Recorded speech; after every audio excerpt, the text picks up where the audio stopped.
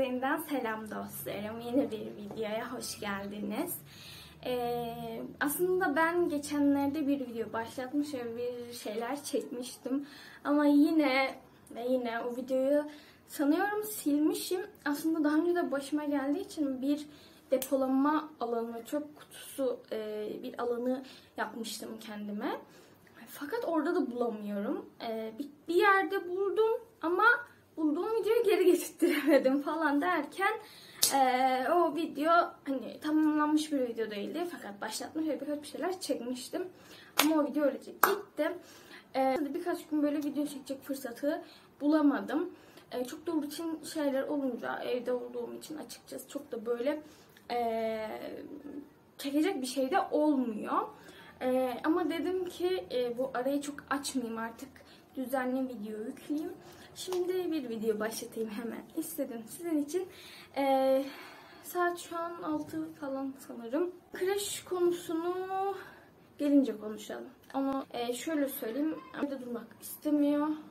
Çok fazla bu kreşin şeyinden dolayı sanırım stresini bize çok davranışlarıyla çok agresifleşerek yansıtıyor ve asla eve girmek istemiyor. O yüzden bize dedik gelelim bir parka götürelim. Şöyle bir dolanalım. Benim de bir Züccaciye'de işte bakmam gereken birkaç bir şeyler vardı. Biraz da öyle onlara bakarız dedik. Dolanırız, hava alırız, geliriz dedim. Halil ile Aleren önden çıktı. Çıkıyorum. Çantamı bir alayım. Aleren, hani bu süreci genişte anlatacağım, konuşacağım ama Aleren gerçekten böyle 1-2 haftadır ve özellikle 5 gündür falan canımıza okuyor. Gerçekten böyle hiçbir şey yapmaya fırsat bulamıyorum. Çünkü sürekli agresif ve asla eve girmek istemiyor. Sürekli dışarı çıkalım diyor. Ve dışarıdan da yukarıya çıkartamıyorum. Baya böyle rezilliklerle, perişanlarla yukarıya çıkıyoruz. Eve gidince de sinir krizi geçiriyor. O yüzden artık Alera'nın dışarı çıkarken geri dönüşünü düşünüp korkuyorum. Bilmiyorum, bakalım şimdi bugün tekrar yukarı nasıl çıkartacağız inşallah.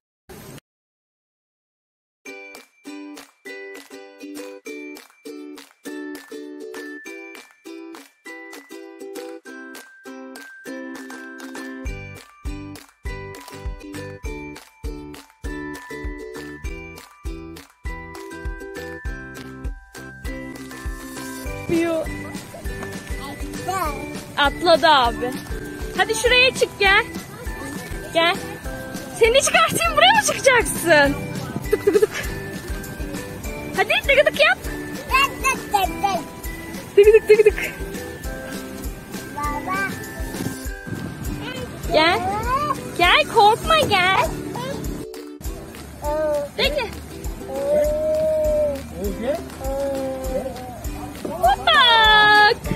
Gördün mü? Hiç korkulacak bir şey yok. Gel. Hadi gel. Gel, bekliyorum ben seni, gel. Gelebilirsin. Geliyorsun ama bir şey olmaz. Gel. Adım at. Evet. Bravo benim oğluma. Gel.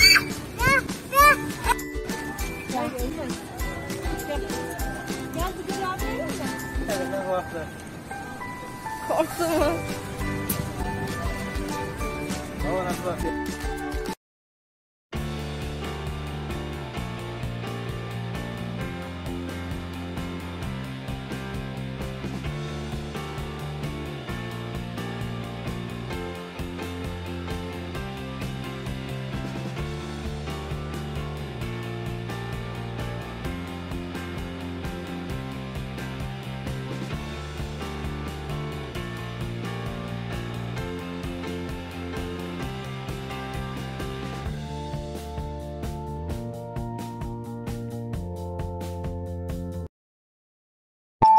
Almayı düşündüğüm şeyi bulamadım gene. Şöyle bir dolandık ama dışarısı, biz evimiz öyle değil, dışarının farkında değildik. Dışarısı acayip derecede soğuk, acayip derecede esiyor. Böyle kış değil de sonbahar havası falan vardı yani. Aler'in de üstünü hep böyle kısa giydirmiştim. Çünkü evimiz dediğim gibi o kadar serin olmadığı için O yüzden çok fazla parkta falan durmadık. Şöyle markete uğradık işte. Birazcık parkta oynattık geldik. Ali Eren çok seviyor. Böyle külah alıyoruz. Dondurma alıyoruz. Dondurmaya külah koyuyoruz. Yiyor ve sürekli istiyor. Onun da bitmişti. Şöyle BİM'den dondurmayla külah aldım. Bir de mutfakta kullanmaya havlu peçetem bitmişti. Onu aldım. Esas almayı düşündüğüm, baktığım şeyleri alamadım. Bulamadım. Böyle. Nihayet uyuttum ve geldim. Eve girmek istemedi. Gelince de yine bir sinir krizleri falan. Daha sonra gündüz de az uyumuştu. Uykusu geldi. İşte uyuttum ve Ali'nin odasına geldim. Şimdi videoların içinde bazılarınız böyle konuşmamı çok seviyor. Bazılarınız bu kadar çok konuşma diyor. Aslında ben kendim normalde konuşmayı çok çok seven bir insanım ama aslında normaldeki halime göre videoların içinde çok da fazla konuşmuyorum. Fazla belki henüz alıştım. Artık tabii ki eskisi gibi değil ama belki birazcık daha o tam kamera karşısında konuşmaya alışamadığım içinde olabilir. Şimdi normalde çok daha fazla konuşmayı seven bir insanım ama şimdi şöyle kreş olayını çok kısa bir şekilde toparlayacağım. Çok da fazla uzatmadan, çok da fazla konuşmadan. İsteyen, merak eden, kendi de aynı durumu yaşayan kişiler varsa birazcık onlar için de bunu değinmeyi istiyorum. Çünkü şu an ben mesela kendim öyle bir arayıştayım. Yani yeni başlayan çocuklar nasıl oluyor? Tabii ki her çocuğun süreci farklı fakat ama yani ortalama alışma süreci nasıl oluyor, nasıl ilerliyor diye. O yüzden çok kısa bahsedeceğim. Bu hafta servisle ikinci haftamızdayız. İlk hafta biliyorsunuz hani alıştırma süreciydi. Yani ben götürüyordum. Servisle bu hafta ikinci haftamızdayız. Sabahları giderken çok ağlıyor. Asla gitmek istemiyor. Servis gelince arıyor beni. Biz aşağı iniyoruz. Onu fark etmiş ve telefonum çaldığında sabahları koşarak babasının yanına gidiyor, ağlıyor. Gün içerisinde okuldan gelince de her telefonumu çaldığımda onu kreş sanıyor ve böyle hemen mızırdanıyor, böyle bir kötü oluyor. Sabahları gerçekten benim için de çok zor oluyor. Yani onu o şekilde görmek. Hani diyorum iyi bir şey için yolluyorum ama bazen de böyle düşünüyorum. Acaba kötü mü yapıyorum diye. Fakat oraya gittiğinde hiç ağlamıyormuş. Çok daha alışmış artık. Özellikle bu hafta çok daha alışmış. Orada zaten hiç sıkıntı yokmuş. Yani orada hiç ağlamıyormuş. Öğretmenine çok düşkünmüş. Sanırım ona çok alıştı. Daha ortama tam alışamadı. Ama ona çok alıştı sanıyorum. Sürekli çünkü onun etrafında da bulunuyormuş. Sürekli onun elini tutmak istiyormuş.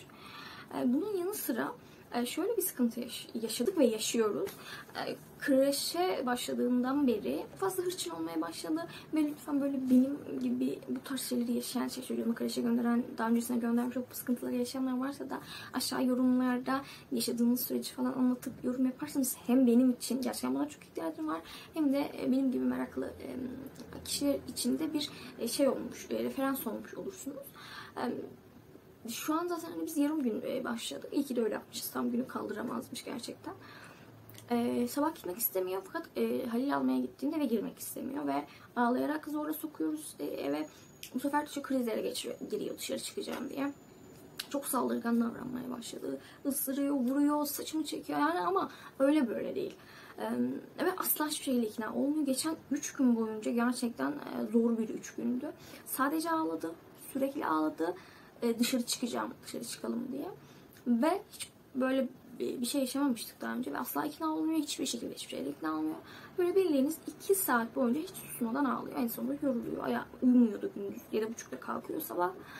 Akşama kadar çıkartıyoruz da yani evde geçirdiğimiz süre o kadar kısa ki girdiğimizde tekrar çıkmak istiyor. Girmek istemiyor. Böyle bir şey yaşadık. Ondan sonra bir tık daha düzeldi. Hani en azından evde sürekli çıkalım diye tutturmuyor. Ama sürekli dışarıda olmak istiyor. Hani ben şöyle düşündüm açıkçası. Acaba evde bulunca beni kreşe gönderecekler gibi mi düşünüyor diye düşündüm. Bilmiyorum ama bu aralar gerçekten biraz zor geçiyor günlerimiz. Çok hırçın, böyle sadece ağlıyor falan böyle. Çok bu ara çok huysu çok değişti diyebilirim. Ben kreşe bağlıyorum. Yani o gitmek istemiyorum. Yani şöyle aslında gitmek istememekten ziyade yaşı küçük ve benden ilk defa bu kadar farklı bir ortamdan ayrılacağı için aslında normalde annemlerde falan gider durur ve beni aramaz hani. Ama Sanıyorum çok farklı yabancıların olduğu bir ortama bensiz gittiği için eminim ki benle gitse çok daha mutlu olarak gidecek çünkü orayı seviyor. Fakat o yaşadığı benden ayrılık süreci ve gitmek zorunda olduğu şey onu bu şekilde agresiflik olarak davranışlarına yansıdığını düşünüyorum. Bu aralar evet işte bu süre zarfında yaşadıklarımız bunlar. Haydi şimdi ben kaç mutfakta işlerim var onları hallederim. Sonra daha sonrasında yatarım diye düşünüyorum. Saat de zaten bayağı geç oldu, erken bir saat değil. Çok da uzatmak istemiyorum. Bayağı da uzatmak istemiyorum. Bayağı da uzattım. Ne yapayım? Ne yapayım? Konuşmayı çok sevmeyenler de burayı şöyle hızlıca geçebilirsiniz. Ama buraya kadar da gelip izlediyseniz şöyle abone falan olursanız da çok sevinirim. Artık yarın bir yerlerde tekrardan size görüşürüz. Ben sabah bugün Aleren gittikten sonra hiç yatmadım. Her zaman bazen böyle çok uykum olduğu zaman yatıyorum ama bazen de genelde uyumuyorum. Bugün de uyumadım geri. Evimin işlerini hallettim. Her şey yaptım. Yemeğim de hazır. Evimi de temizledim. Böyle birkaç işte mutfakta yemek yaparken ki bulaşıklarım falan çıktı. Onları yıkayacağım. Şimdi Halil Aleren'i aldı geldi. Halil'e kahvaltı hazırlayacağım. Aleren'e bir şeyler yedireceğim. Daha sonra bu bıdığı uyutmaya çalışacağız inşallah. Güne bugün böyle başladık. Havada bugün serin, bayağı böyle serin yani güzel. Serin dedim işlerimi halledeyim. Bıdık gelmeden bütün işlerimi bitireyim. Tuvaletime, banyoma kadar bütün işlerimi hallettim. Yemeğimi de yaptım. Bezelye yemeği yaptım. Bir yiyeceğimiz zaman akşam yanına bulgur pilavı yapacağım. O kadar. Bakalım. Ali Eren de yemeği yedikten sonra inşallah uyursa biz de Halil'le dizi falan izleriz herhalde. Öyle. Öğretmeninle ne yaptın Ponçik? Öyle ağladın giderken. Neden? Artık alışıyorsun sanki. Ama mama yiyeceksin evet. Hadi yiyelim mamamızı. Öğle yemeğim yine yulaf lapası. Karnım çok acıktı. Hemen şöyle kendime muzlu yulaf lapası yaptım. Bu sefer içine Hindistan cevizi yağı da koydum. Şimdi karnımı doyuracağım. Uzun uğraşlar sonrası Aleren'i uyutamadık. Neredeyse ben uyuyacaktım ama hala uyumadı. 7.30'dan beri de ayakta. Bilmiyorum ne olacak. Öyle. Aleren'i evde tutamıyorum. Dışarıya da çıkartamıyorum. Hava çok serin. Çünkü çıkınca girmiyor. Evet. Ben dedim ki Pınar'a biraz komşuya gideyim. Biraz o da orada Belina'yla falan oynar. Bizi de bunaltmaz yani. Durmuyor, uyumuyor. Bunaltıyor. Öyle dedik birazcık yan tarafa Pınar'a gidelim.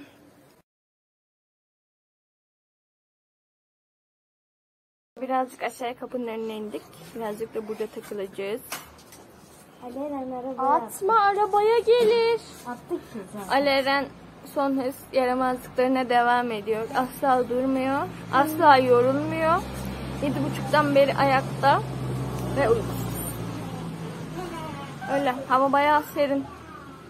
Bayağı Aler'in uzun kollu falan giydirdim. Bayağı serin yani. Ama güzel. Özledim artık. Yani sıcaktan bunalmıştım. Böyle bizde durumlar. Bakalım buradan yukarı çıkarken nasıl çıkacağız? Açamam. Açmayacağım. Aleren.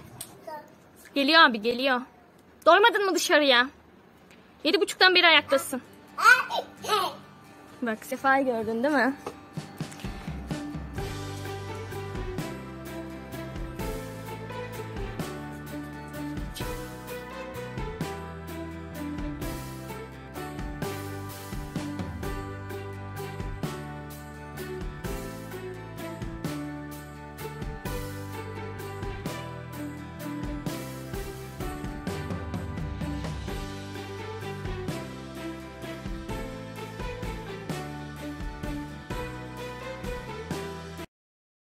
Saat 7'ye doğru 7 gibi yukarı çıktık. Zor çıktı. Çıkmak istemedi. Bayağı zor çıkarttım. Çok yorgunum. Eve çıktık. Eve çıkınca onu bir yıkadım. Banyo yaptırdım. Sonra hemen bir şeyler yedirdim. Bugün gündüz hiç uyumamıştı ve 7.30'da kalkmıştı. Sonra hemen uyuttum. Hemen uyudu zaten. Biz yemeğimizi yedik. Şimdi de bir bölüm falan Halil'e bir yabancı dizi izliyoruz. Onu izleyeceğiz. Daha sonrasında da ben de hemen yatacağım. Yarın da zaten hafta sonu Ali Eren evde olacak. Bakalım yarın nasıl geçecek Ali Eren'le birlikte. Hani söylemişti, öğrenmişti. Onları izlemeye başlamışlar.